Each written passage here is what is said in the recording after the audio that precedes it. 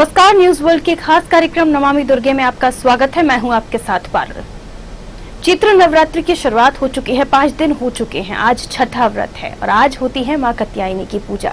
क्या खास बात होती है मां कात्यायनी की? क्या करना चाहिए मां को प्रसन्न करने के लिए व्रतधारियों को, श्रद्धालुओं को? इस पर जानकारी लेंगे। पंडित जी हमारे साथ मौजूद है। उससे पहले आपको दिखाते एक छोटी सी रिपोर्ट।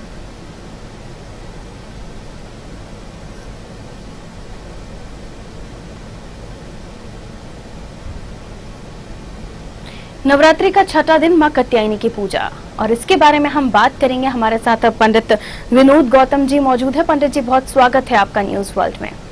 पंडित जी, मां कात्यायनी की पूजा होती है छठे दिन, क्या खास बात होती है? जी, 9 शक्तियों में परम अंबिका के जो रूप हैं, इन 9 रूपों में छठवें दिन मां कात्यायनी के रूप की पूजा होती है। मां कात्यायनी का जो प्रादुर्भाव है, उनका जो स्वरूप है, उनके जाने बिना हम अगर कुछ आराधना पूजन करते हैं तो उसका जो फल है उसमें कमी आती है। सबसे पहले कात्यायनी देवी के स्वरूपों को अगर देखा जाए तो उनका जो रूप है वो एक पीत वर्ण, जैसे माना जाए कि पीत वर्ण और सफेद वर्ण का एक मिक्स रूप में वो है। और जो हाथ में उनके है वो एक ऐसी तलवार लिए हुए हैं जो स्वर्ण से भी ज्यादा, कुंदन के समान, उनका पूरा शरीर स्वर्णमयी और कुंदन के समान चमकने वाली उनकी जो तलवार है, जिस शक्ति का उपयोग उन्होंने शुंभ और निशुंभ का वध करने के लिए, महिषासुर का वध करने के लिए किया था। माता कात्यायनी का जो प्रादुर्भाव है उसके लिए अगर शास्त्रों में देखा जाए तो कात्य ऋषि थे, उनके पुत्र कात्य ने घोर तपस्या कर किया। मां दुर्गा की तपस्या से प्रसन्न होकर के कात्यायन ऋषि के यहां पर जब अगले जन्म में कात्यायन ऋषि के जन्म लेने पर कात्यायन ऋषि ने घोर तपस्या की।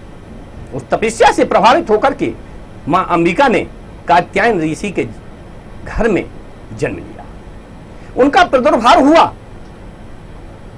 मां कात्यायनी कात्यायन ऋषि के प्रथम प्रकार से पूजित होने पर कात्यायनी के नाम से जानी जाती है। ऐसा माना गया है भगवान कृष्ण को पाने के लिए गोपियों ने यमुना तट पर मां कात्यायनी की पूजा की थी, इसलिए इन्हें ब्रजमंडल की अधिष्ठात्री देवी के नाम से भी जाना जाता है। ब्रजमंडल की अधिष्ठात्री देवी तथा सौभाग्य प्रदान करने वाली मां कात्यायनी अनेक प्रकार से धन धान्य और सौभाग्य को प्राप्ति कराती हैं। इस प्रकार से मां कात्यायनी देवी का यह छठवां रूप सभी प्रकार से मनोरथ को पूर्ण करता है। ऐसा माना गया है कि इस दिन के व्रत के प्रभाव से, इस दिन की पूजा के प्रभाव से सभी प्रकार के सौभाग्यों की प्राप्ति होती है। कुंवारी कन्याएं इस दिन अगर भगवान कात्यायनी मां कात्यायनी का पूजन करती हैं तो मां कात्यायनी के पूजन के प्रभाव से उनको वांछनीय वर की प्राप्ति होती है तथा उनका सौभाग्य अटल रहता है। बिल्कुल पंडित जी, हम आज के दिन की बात करें तो व्रतधारियों के लिए आज का दिन कैसे विशेष हो सकता है? व्रत के लिए आज का दिन, चूंकि सूर्योदय से ही मां कात्यायनी का आगमन हो चुका है, सूर्यवार होने के कारण, चूंकि सूर्यवार उनका जो व्रत का वार माना गया है और कंचन के समान काया है उनकी, और मिलता जुलता वार सूर्य के समान चूंकि इस दिन है, और ये सूर्यवार रविवार के दिन पड़ रही है। इस बार जो नवरात्रि में कात्यायनी देवी की आराधना का जो छठवां दिन है ये रविवार को पड़ रहा है, इसलिए इसका और भी ज्यादा महत्व हो गया है। और जैसे ही सूर्य की कंचन किरणें पृथ्वी पर प्रवेश करेंगी, मां कात्यायनी आपके दरवाजे पर, आपके घर आंगन पर, आपकी कुटिया में, आपके पूजा स्थल पर, आपकी साधना तपोभूमि पर जो है तो प्रवेश कर जाएंगी। आपके साधना स्थल पर जहां पर पूर्व से ही 5 देवियां विराजमान हैं, आपके इस दिन आज्ञा चक्र जो है तो खुल जाता है। आपका मन के आज्ञा चक्र के खुलते ही कात्यायनी देवी जो है तो आपके मन के अंदर प्रवेश हो जाती है। आपकी साधना से प्रसन्न होकर के मां कात्यायनी अनेक प्रकार के वरदान देती हैं। इस दिन ये जरूर देखना चाहिए कि हम प्रातः से 5 देवियों का जो हम आवाहन कर चुके हैं उनका पूजन करने के पश्चात ही हम कात्यायनी देवी के पूजन में संलग्न हो। मां कात्यायनी की पूजा के लिए उनको एक फूल, कमल का पुष्प बहुत प्रिय है, क्योंकि मां कात्यायनी देवी के हाथ में एक कमल का फूल होता है। 4 भुजाएं होती हैं मां कात्यायनी की। मां कात्यायनी शेर पर आरूढ़ होती हैं। उनके एक हाथ में स्वर्ण की तलवार और दूसरा हाथ उनका बर मुद्रा में रहता है, जो कि विशेष फलदायी होता है। इन मां का ध्यान और दर्शन करने से ही मनोवांछित फलों की प्राप्ति हो जाती है। देवी पुराण, भागवत पुराण इत्यादि, स्कंद पुराण, ब्रह्मवर्त पुराण, सभी पुराणों में लगभग मां कात्यायनी का वर्णन किया गया है। माता कात्यायनी शत्रुओं का भी विनाश करती हैं। जो कन्याएं होती हैं उनको विवाह का वरदान भी दिया जाता है। तो अगर भक्त चाहें अपनी मनोकामना पूरी करना तो उन्हें क्या उपाय करना चाहिए? जी, सौभाग्य प्रदान करने के लिए मां कात्यायनी देवी सबसे प्रमुख देवी है। ब्रज में सभी गोपियों ने मनोवांछित भगवान कृष्ण को प्राप्त करने के लिए मां कात्यायनी देवी का आवाहन किया था। ब्रज मंडल की देवी हैं, जैसा मैं पूर्व में बता चुका हूं। और कुंवारी कन्याओं के विवाह के लिए, मनोवांछित वर की प्राप्ति के लिए मां कात्यायनी की पूजा आराधना की जाती है। कात्यायनी महाभागे विद्याम कमललोचनई देहि में तनयम पतिम कृष्णम में तुकुते नमः। हे मां, मुझे कृष्ण के समान पति चाहिए, मेरी मनोकामनाएं पूरी करें। इस प्रकार से मां के सामने ओम देहि सौभाग्यम आरोग्यम देहि में परमं सुखम रूपम देहि जयम देहि यशो देहि दशो जहि, इस मंत्र का उच्चारण करें। 11 बार इस मंत्र का जाप करें। हे मां देहि सौभाग्य आरोग्यम, हे मां मुझे अखंड सौभाग्य की प्राप्ति कराएं। देहि में परमं सुखम, हे मां मुझे परम सुख की प्राप्ति कराएं। रूपम देहि जयम देहि, रूप लावण इत्यादि मेरा अच्छा बना रहे, मेरी जय हो, मैं कभी पराजय का सामना ना करूं। यशो देहि दिशो जहि, चारों दिशाओं में मेरे परिवार की यश कीर्ति बनी रहे, ऐसा मां से प्रार्थना करें। मां कात्यायनी सभी प्रकार के मनोरथ पूर्ण करने वाली है। बिल्कुल पंडित जी, रोगों को खत्म करने वाली भी माना गया है मां कात्यायनी को। तो किस तरह से जो रोगी लोग हैं उनको कैसे पूजा करनी चाहिए रोगों को खत्म करने के लिए, क्योंकि माता निरोगी होने का भी आशीर्वाद देती हैं? जी, बहुत अच्छा प्रश्न है। क्योंकि माता जी निरोग सभी रहना चाहते हैं और सभी लोग इन माता की कृपा से निरोगी काया को प्राप्त करते हैं।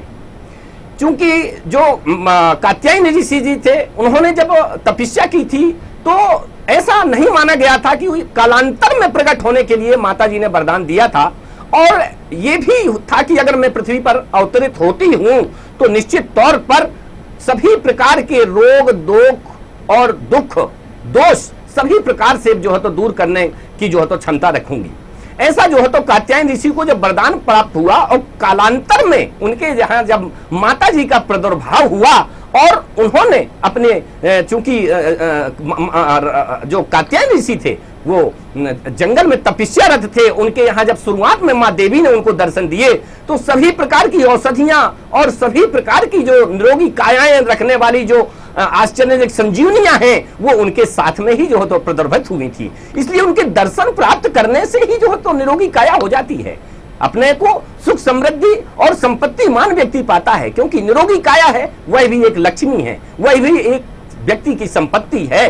तो इनको प्रसन्न करने के लिए निश्चित तौर पर जल, इनका जो मंत्र है वो नमो दिव्यई महादिव्यई शिवाई सत्तमा नमः प्रकृते भद्राई नेता प्रणतास्मताम शरणागद्दीनाथ पवित्रान प्राणे सर्वस्यार्थ हरे देवी नारायणी नमोस्तुते।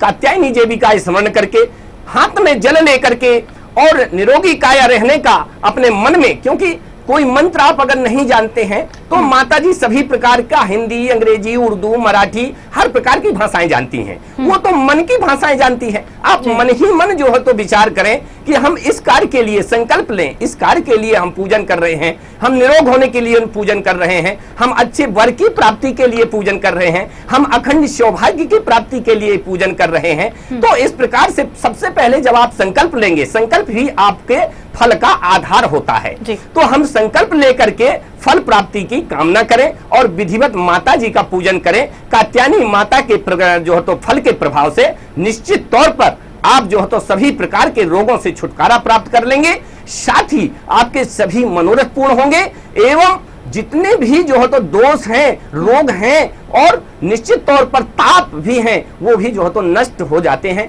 ऐसा जो है तो लगभग सभी प्रकार के पुराने जो है तो निबंधों में और पुरानी जो है तो कथाओं में भी वर्णन किया गया है। और अगर माना जाए कि जो कात्यायनी ऋषि थे और उनके जो प्रादुर्भाव से उन्होंने क्यों ऐसा कात्यायनी जी का को प्रादुर्भाव होने का क्यों वरदान मांगा था, क्योंकि जो शिंब निशुंभ दैत्य थे वो मां कात्यायनी के द्वारा ही जो है तो वधित किए जा सकते थे। महिषासुर ने देवताओं पर उत्पात कर रखा था और ब्रह्मा और विष्णु जी की जो है तो निश्चित प्रार्थना से मां कात्यायनी जी ने, माता का ये जो छठा रूप है, जी हाँ, दैत्यों और जिस तरह से जो अत्याचार करने वाले लोग हैं उनके ऊपर कहीं ना कहीं शत्रुओं को विनाश करने वाली माता कात्यायनी है। पंडित जी, हम अपने दर्शकों को बता दें, आज नवरात्रि का छठा दिन है और आज बहुत सारी खास बातें पंडित जी आपको बताने वाले हैं। कॉपी पेन लेकर बैठे, क्योंकि विधि विधान और काफी ऐसी अच्छी चीजें आज आपको पता चलने वाली हैं। छठे, सातवें, अष्टमी और नवमी के जो दिन होते हैं बहुत ही खास होते हैं, तो बिल्कुल जरा ध्यान से सुनिएगा। अब विधि विधान के बारे में पूछने जा रही हूँ पंडित जी मैं आपसे, तो क्या विधि होती है पूजा की? छठे दिन जो शुरुआत होती है पूजा की कैसे करनी चाहिए? सुबह से ही जो व्रतधारी हैं उन्हें क्या करना चाहिए? पूजा की थाली कैसे सजानी चाहिए और सामग्री क्या क्या होनी चाहिए? जी, ये भी बहुत अच्छा प्रश्न है, क्योंकि सर्वप्रथम हम चूंकि हमारी चौकी सजी हुई होती है, पूजा की थाली लगी हुई होती है, हम 5 दिन से जो है तो लगातार व्रत कर रहे होते हैं, पूजा पाठ कर रहे होते हैं, तो किंग फलम किंग विधानम च कृतम ये न च तद्व्रतम और तत्सर्वम विश्राद बुहि कथा कार्यम हृतव्रतम। मतलब आपने जो प्रश्न ही किया है वो ये है कि सभी प्रकार का आप जो है तो कथा का वृत्तांत भी बताएं। तो सबसे पहले माता जी की जो 5 रूप हमने पहले ही स्थापित कर रखे हैं, कार्तिकेय, गौर, गणेश और पंचदेवों की पूजा के साथ माता जी परमबका का जो है तो आवाहन और पूजन करें। अखंड ज्योति और जो आपका अखंड कलश है उस कलश के समीप ही पूजा करनी चाहिए। पूर्वाभिमुख सबसे पहले बैठ जाएं और सफेद वस्त्र धारण करें, लाल वस्त्र भी जो है तो चल सकते हैं। और इन माता कात्यायनी की पूजा के लिए अगर कोई विशेष जो है तो आपकी मनोकामना है और उसको पूर्ण करने के लिए आप अगर व्रत कर रहे हैं, अनुष्ठान कर रहे हैं, तो तुम्हें पीत वस्त्र पहनना भी आवश्यक होता है। तो अलग अलग प्रकार के अनुष्ठानों में अलग अलग वस्त्र पहन सकते हैं, फिर भी पीत, लाल और सफेद वस्त्रों का उपयोग इन माता जी की पूजा में किया जाता है।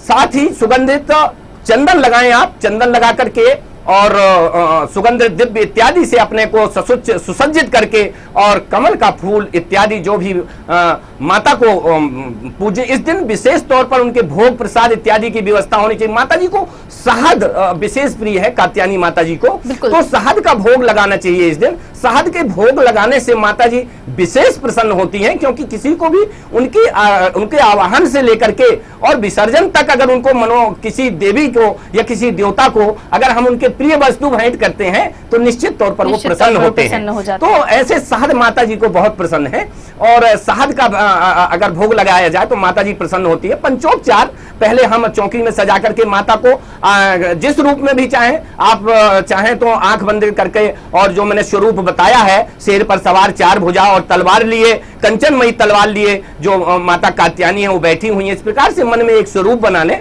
चाहे तो जो पत्र पत्रिकाओं में स्वरूप आते हैं, माता जी की फोटो आती है, उसका ध्यान करें, और नहीं चाहे तो एक नरियल में जो है तो उस दिन माता जी का आवाहन कर लें। अगर नरियल की भी व्यवस्था न हो तो एक पान के ऊपर सुपारी रख करके छठवें दिन जो है तो, अब चूंकि 5 सुपारियां आप रख चुकी हैं, 5 सुपारियां आप रख चुके हैं, जो भी जो है तो पूजा आपने की है, ये 5 दिन की गवाही है। छठवें दिन एक पान के पत्ते के ऊपर सुपारी रख करके माता जी का आवाहन करें। उसी सुपारी में या नरियल में, छठवें कलश का जो नरियल होता है उस नरियल में माता जी का आवाहन करें। विधिवत उनको स्नान करवाएं, धूप दीप नैवेद्य इत्यादि सभी से पंचोपचार, दसोपचार, खोडोपचार। पंचोपचार मतलब 5 प्रकार से उपचार है ना, धूप दीप नैवेद्य इत्यादि जो भी व्यवस्थाएं हैं माता पिता जी को जो तो अर्पित कर दें। खोटसोपचार 16 प्रकार के उपचार होते हैं, वो विधिवत पूजा होती है।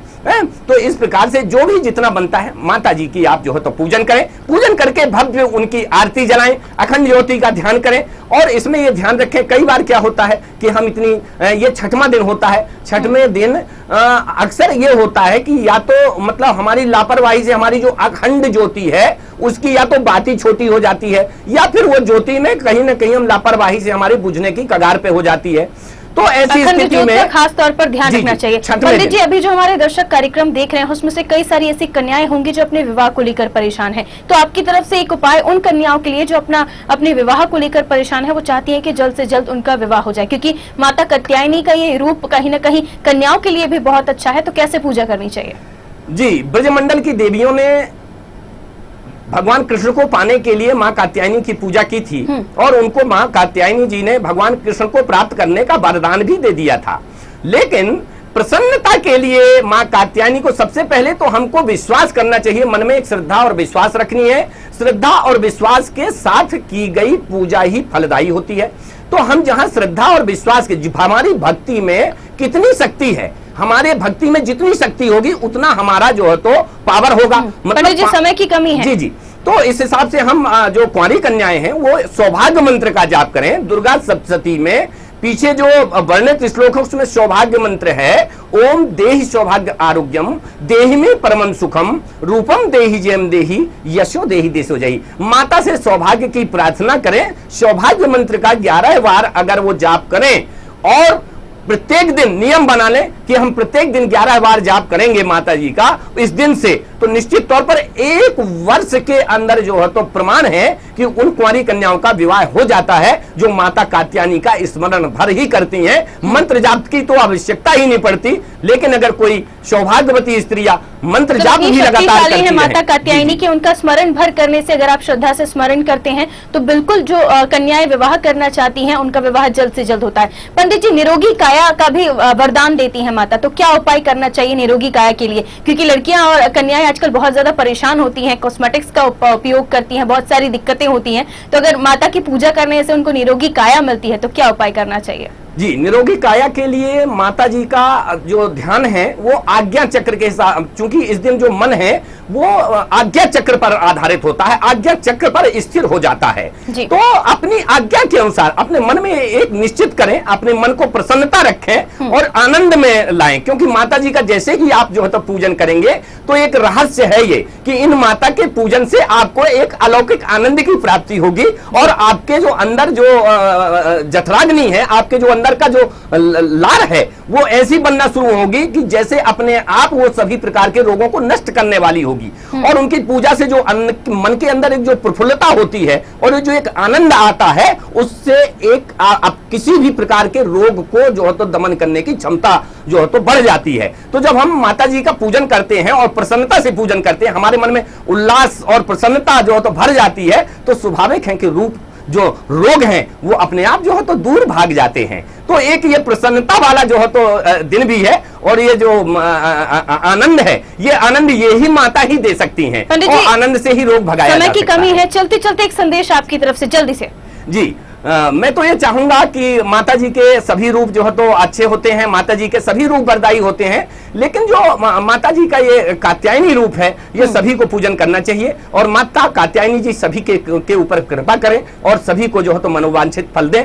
और इसी कामना के साथ बहुत शुक्रिया पंडित जी, तमाम चर्चा करने के लिए, तमाम जानकारी हमारे दर्शकों को देने के लिए। तो पंडित विनोद गौतम हमारे साथ इस वक्त स्टूडियो में मौजूद थे, उन्होंने इतनी अच्छी अच्छी जानकारियां आपको दी। माँ कात्यायनी 6वां दिन होता है, माँ कात्यायनी की पूजा होती है, निरोगी काया प्रदान करने वाली होती है, कन्याओं का विवाह जल्दी से हो जाता है। तो जिस तरह से आप अगर पूजा करेंगे और माता का श्रद्धा पूर्वक स्मरण करेंगे तो आपकी मनोकामनाएं पूरी होंगी। नवरात्रि के 9 दिन ऐसे होते हैं कि अगर आप श्रद्धा से 9 दिनों का व्रत रखते हैं, पूर्ण श्रद्धा से माता जी का स्मरण करते हैं, तो निश्चित ही आपकी मनोकामनाएं पूरी होती हैं, समस्याओं के उसका समाधान होता है और जो भी मनोकामना आप अपने मन में बसाते हैं वो माता जरूर पूरी करती हैं, अगर बशर्ते आपने पूरी श्रद्धा के साथ मन पवित्र रखकर आपने पूजा की हो तो। इसी के साथ हमारे इस खास कार्यक्रम में इतना ही। आप बने रहिए न्यूज वर्ल्ड के साथ, मुझे दीजिए इजाजत, नमस्कार।